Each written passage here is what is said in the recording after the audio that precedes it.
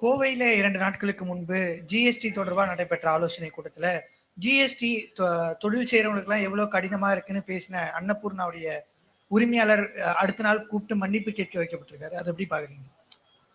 GST குறித்த தொழில் முனைவோரின் நியாயமான கோரிக்கைகளை அவர் முன்வைத்தார் என்பதற்காக அதனை ஒன்றிய அமைச்சர் கையாண்ட விதம் என்பது ரொம்ப எடுக்கப்பட வேண்டிய ஒன்று. அதை மக்கள் பார்த்துக்கிட்டு இருக்காங்க. அதாவது தமிழகத்துக்கு கிடைக்க வேண்டிய நிதி வேணும் அப்படின்னா புதிய கல்விக் கொள்கையை ஏத்துக்கணும் அப்படின்னு மத்திய அமைச்சர் உங்களுடைய அந்த கோரிக்கைக்கு பதில் கொடுத்திருக்காரு. அதே போல மெட்ரோ ரயில் ப்ராஜெக்ட் 2க்கு மத்திய அரசுடைய அந்த பங்களிப்பை இது வரைக்கும் கொடுக்கல. நேற்று முன்தினம் கூட மத்திய நிதி அமைச்சர் நான் கடனுதவி பெற்று கொடுத்தோன்னு விளக்கியிருந்தாங்க. ஆனா மத்திய அரசோட பங்களிப்பு கொடுக்கல. இந்த 2 பெரும் நிதி தேவையை வேணும், உடனடியா வேணும்னு வலியுறுத்தி பிரதமரை நீங்க சந்திச்சு வலியுறுத்துவீங்களா? நிச்சயமா, உறுதியா. மற்ற விஷயத்தை பொறுத்த வரைக்கும் பள்ளி கல்வித்துறையில் நிதிக்கு புதிய கல்விக் கொள்கை ஏற்றுக்கொள்வது குறித்து தொடர்பாக ஏற்கனவே சம்பந்தப்பட்ட அமைச்சர்களும் அதிகாரிகளும் இப்போ சந்திச்சிருந்திருக்கிறாங்க.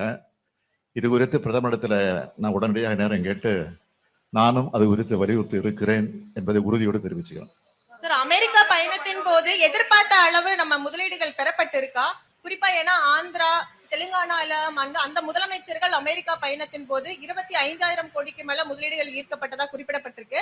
அது தொடர்பாக ராமதாஸ் அவர்கள் அறிக்கையிலும் மட்டும் குறைந்த அளவு முதலீடுகள் தான் இந்த அமெரிக்கா பயணத்தின் மூலம் ஈர்க்கப்பட்டதாக ஒரு குற்றம் சாட்டியிருக்காரு. இதை நீங்க எப்படி பாக்குறீங்க சார்? அதெல்லாம் அரசியல் நோக்கத்தோடு சொல்லப்படக்கூடிய விஷயங்கள்.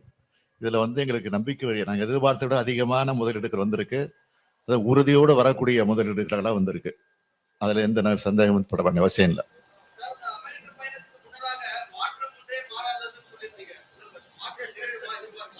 என்னங்க?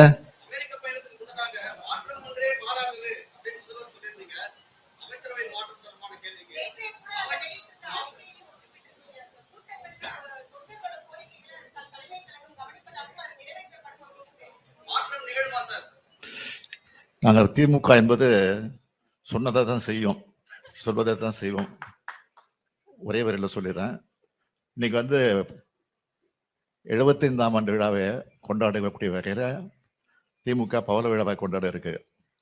ஆக நிச்சயமா உறுதியா நீங்க எதிர்பார்க்கக்கூடிய சூழ்நிலை உருவாகும் என்று நம்புகிறேன்.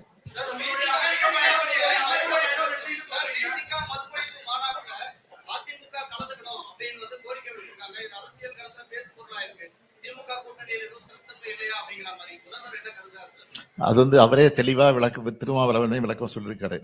அந்த விளக்கத்துக்கு மேல் நான் பெரிய விளக்கம் சொல்ல வேண்டிய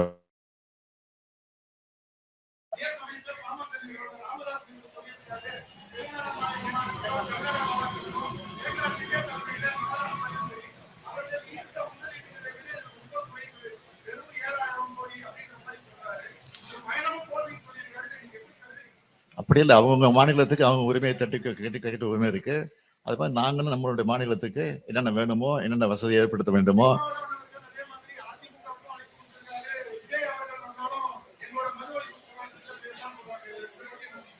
திருமாவளவனே அதற்குரிய விளக்கத்தை கொடுத்திருக்காரு. இது அரசியல் நோக்கத்தோடு நடத்தப்படக்கூடிய மாநாடு இல்லை.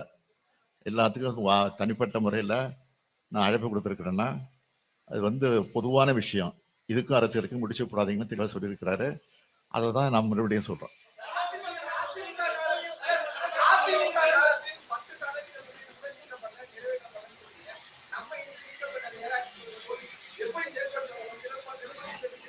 ஏற்கனவே நான் தான் சொல்லியிருக்கேன். ஏற்கனவே இதுக்கு விளக்கம் கொடுத்துருக்கிறேன். அமெரிக்கா போகிறதுக்கு மட்டும் சொல்லிட்டு போனேன். நிருபர்கிட்ட சொல்லிட்டு போயிருக்கிறேன்.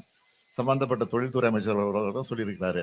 சட்டமன்றத்திலையும் இது பதிவாயிருக்கு. ஏற்கனவே முதலீடு வந்தது, எவ்வளவு பேர் வேலை கிடைச்சிருக்குன்னு சொல்லியிருக்கோம். இப்பவும் சொல்றோம்.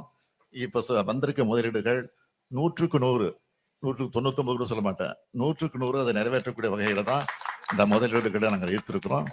அதுக்கான விரைவான வேலை வாய்ப்புகளும் உருவாக்கப்படும். அது வருகிற போது உங்களுக்கு அவ்வப்போது சொல்லுவோம்.